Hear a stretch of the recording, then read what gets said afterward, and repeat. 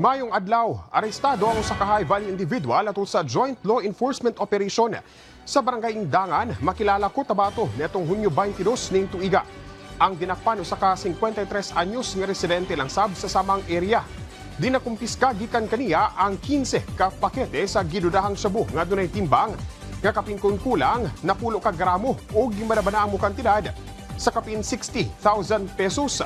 Gawa sa illegal nga droga, nakumpiska sab gikan sa dinakpan ang pipila ka mga dili lisensyadong armas, mga bala hasta daw sa ka hand fragmentation grenade. Subay niini, mas pakusgan pa karon sa Cotabato Police Provincial Office ang ilang operasyon aron nga masigurong maundang na ang pagkuyanap sa illegal nga droga ug sa illegal nga mga armas sa lugar. Nakumpiska sa mga otoridad ang kapin 525 ka liter sa ginudahang illegal diesel nga nagkantidad og kapin 42,000 pesos atul sa operasyon sa Maluso, Basilan niadtong Hunyo 22 ning tuiga.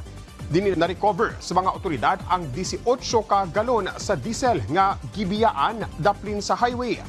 Sumala sa kapulisan, posible nga ang maong diesel gisulod sa probinsya pinagi sa illegal nga paagi. Hinungdan nga gireport na kini sa Bureau of Customs alang sa saktong proseso ubos sa Republic Act No. 10863 kon Customs Modernization and Tariff Act.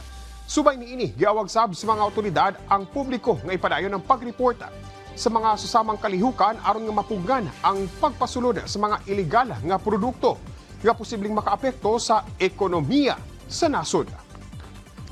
Ug mo kadto ang mga nagunang balita dinhi sa PTV Davao. Ako si Jay Laga para sa Bayan.